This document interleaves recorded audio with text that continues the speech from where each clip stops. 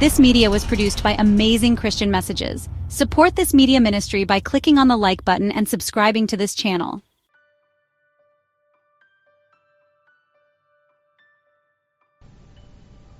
Chapter 6. Daniel in the Lion's Den. Verses 1 to 5. It pleased Darius to set over the kingdom 120 princes, which should be over the whole kingdom, and over these 3 presidents, of whom Daniel was first, that the princes might give accounts unto them, and the king should have no damage. Then this Daniel was preferred above the presidents and princes, because an excellent spirit was found in him, and the king thought to set him over the whole realm. Then the presidents and princes sought to find occasion against Daniel concerning the kingdom, for they could find none occasion nor fault, forasmuch as he was faithful, neither was there any error or fault found in him. Then said these men, We shall not find any occasion against this Daniel, except we find it against him concerning the law of his God. Babylon was taken by the Persians, and Darius the Median placed upon the throne, BC 538.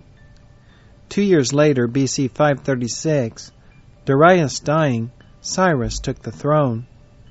Somewhere, therefore, between those 2 dates, the event here narrated occurred. Daniel was a chief actor in the kingdom of Babylon in the height of its glory, and from that time on to the time when the Medes and Persians took the throne of universal empire, he was at least a resident of that city, and acquainted with all the affairs of the kingdom. Yet he gives us no consecutive account of events that occurred during this long connection with these kingdoms. He only touches upon an event here and there, such as is calculated to inspire faith and hope and courage in the hearts of the people of God in every age, and lead them to be steadfast in their adherence to the right. The event narrated in this chapter is alluded to by the Apostle Paul in Hebrews chapter 11, where he speaks of some who through faith have stopped the mouths of lions. Darius set over the kingdom 120 princes, there being, as is supposed, at that time 120 provinces in the empire, each one having its prince or governor. By the victories of Cambyses and Darius Hystaspes, it was afterward enlarged to 127 provinces. Esther chapter 1, verse 1. Over these 120 princes were set 3, and of these Daniel was chief. Preference was given to Daniel because of his excellent spirit. Daniel, who for being a great man in the empire of Babylon, might have been esteemed an enemy by Darius, and so have been banished, or otherwise put out of the way, or being a captive from a nation then in ruins, might have been despised and set at naught, was not treated in either of these ways. But to the credit of Darius be it said, Daniel was preferred above all the others, because the discerning king saw in him an excellent spirit, and the king thought to set him over the whole realm. Then was the envy of the other rulers raised against him, and they set about to destroy him. But Daniel's conduct was perfect so far as related to the kingdom. He was faithful and true. They could find no ground for complaint against him on that score. Then they said they could find no occasion to accuse him, except as concerning the law of his God. So let it be with us. A person can have no better recommendation. Verses 6 through 10. Then these presidents and princes assembled together to the king, and said thus unto him, King Darius, live forever. All the presidents of the kingdom, the governors and the princes, and counselors, and the captains, have consulted together to establish a royal statute, and to make a firm decree, that whosoever shall ask a petition of any god or man for 30 days, save of thee, O king, he shall be cast into the den of lions.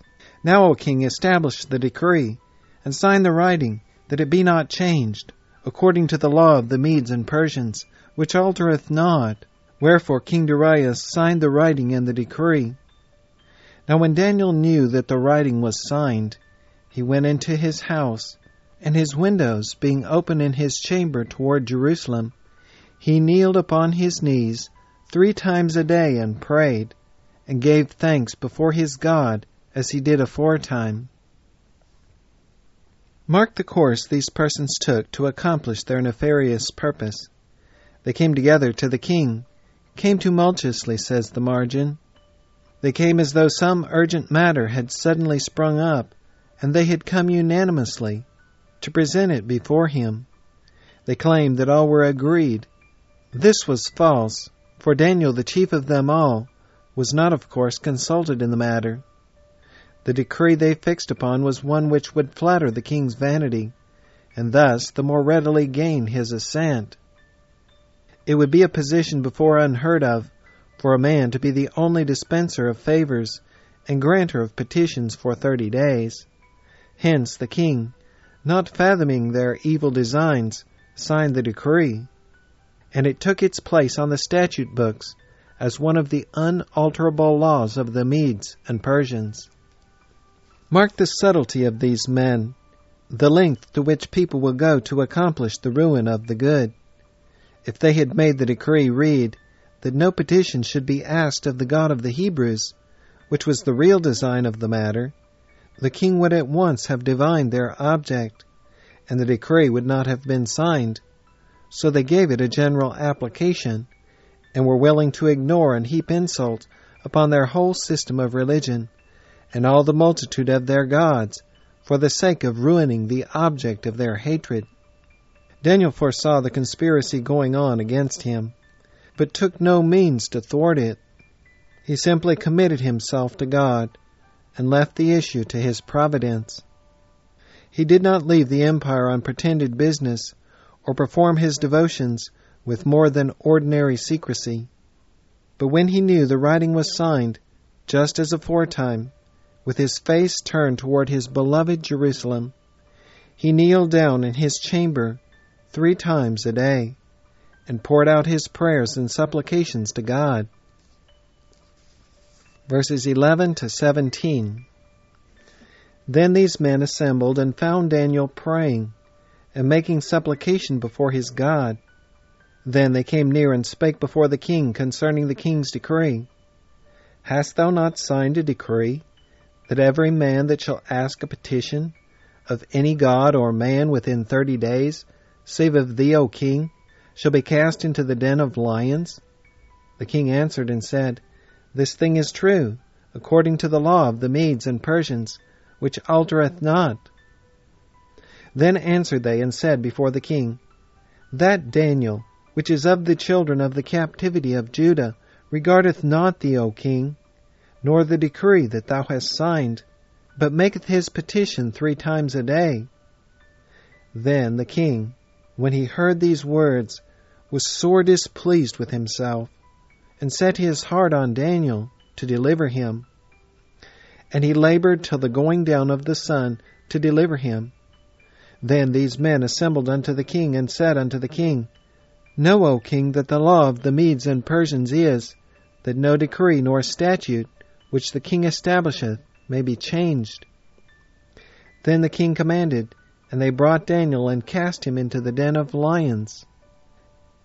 Now the king spake and said unto Daniel, Thy God, whom thou servest continually, he will deliver thee. And a stone was brought and laid upon the mouth of the den, and the king sealed it with his own signet, and with the signet of his lords, that the purpose might not be changed concerning Daniel. It only remained for these men, having set the trap, to watch their victim that they might ensnare him therein. So they again came tumultuously together, this time at the residence of Daniel, as though some important business had called them suddenly together to consult the chief of the presidents. And lo, they found him, just as they intended and hoped, praying to his God. So far, all had worked well. They were not long in going to the king with the matter, and to render it more sure, got an acknowledgment from the king that such a decree was in force. Then they were ready to inform against Daniel, and marked their mean resort to excite the prejudices of the king.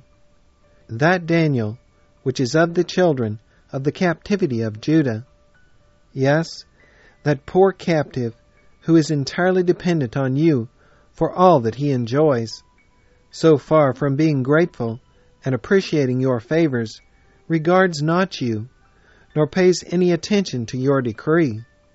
Then the king saw the trap that had been prepared for him, as well as for Daniel, and he labored till the going down of the sun to deliver him, probably by personal efforts with the conspirators to cause them to relent, or by arguments and endeavors to procure the repeal of the law.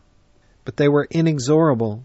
The law was sustained, and Daniel the venerable, the grave, the upright, and faultless servant of the kingdom was thrown, as if he had been one of the vilest malefactors, into the den of lions, to be devoured by them. Verses 18 to 24. Then the king went to his palace, and passed the night fasting. Neither were instruments of music brought before him, and his sleep went from him. Then the king arose very early in the morning, and went in haste unto the den of lions. And when he came to the den, he cried with a lamentable voice unto Daniel. And the king spake and said to Daniel, O Daniel, servant of the living God, is thy God, whom thou servest continually, able to deliver thee from the lions?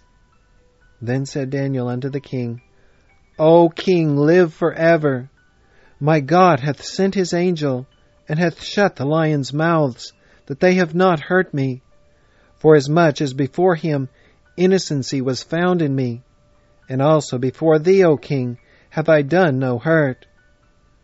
Then was the king exceeding glad for him, and commanded that they should take Daniel up out of the den. So Daniel was taken up out of the den, and no manner of hurt was found upon him, because he believed in his God. And the king commanded, and they brought those men which had accused Daniel, and they cast them into the den of lions, them, their children, and their wives. And the lions had the mastery of them, and brake all their bones in pieces, or ever they came at the bottom of the den. The course of the king after Daniel had been cast into the den of lions attests his genuine interest in his behalf, and the severe condemnation he felt for his own course in the matter. At earliest dawn he repaired to the den, where his prime minister had passed the night in company with hungry and ravenous beasts. Daniel's response to his first salutation was no word of reproach for the king's course in yielding to his persecutors, but a term of respect and honor. O king, live forever. He afterward, however, reminds the king, in a manner which he must have keenly felt, but to which he could take no exception, that before him he had done no hurt.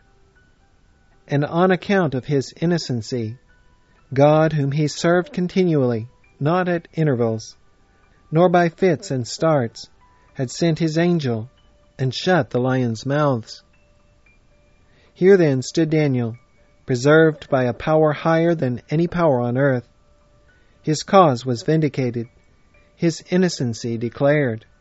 No hurt was found on him because he believed in his God. Faith did it. A miracle had been wrought. Why then were Daniel's accusers brought and cast in? It is conjectured that they attributed the preservation of Daniel not to any miracle in his behalf, but to the fact that the lions chanced at that time not to be hungry. Then said the king, they will no more attack you than him, so we will test the matter by putting you in. The lions were hungry enough when they could get hold of the guilty, and these men were torn to pieces ere they reached the bottom of the den. Thus was Daniel doubly vindicated, and thus strikingly were the words of Solomon fulfilled. The righteous is delivered out of trouble, and the wicked cometh in his stead. Proverbs chapter 11, verse 8.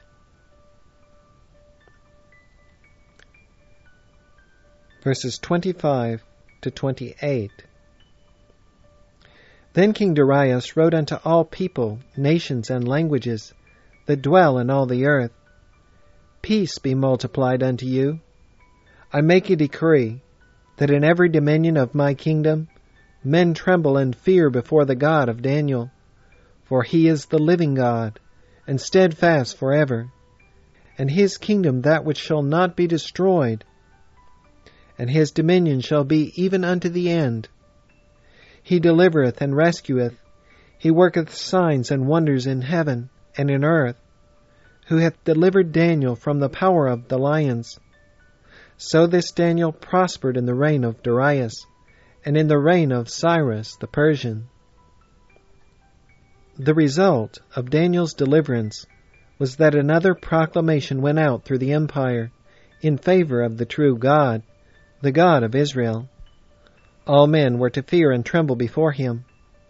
What Daniel's enemies designed to prove his ruin resulted only in his advancement.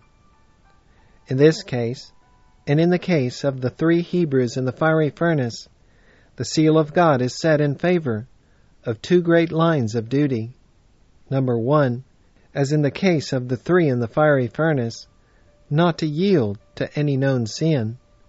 And number 2, as in the present case, not to omit any known duty.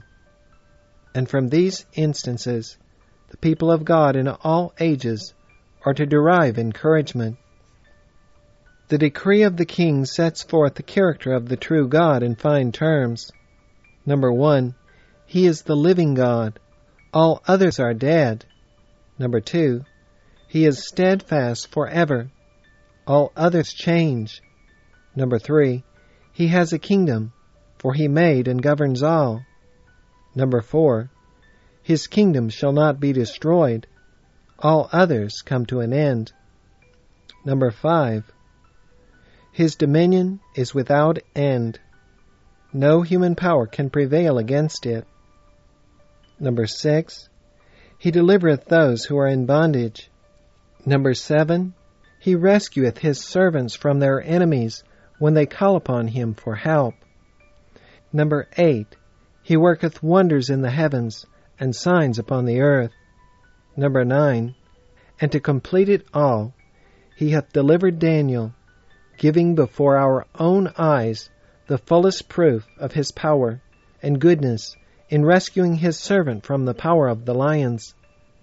How excellent an eulogium is this on the great God and his faithful servant. Thus closes the historical part of the book of Daniel. We now come to the prophetic portion, which like a shining beacon light has thrown its rays over all the course of time, from that point to the present, and is still lighting up the pathway of the church onward to the eternal kingdom.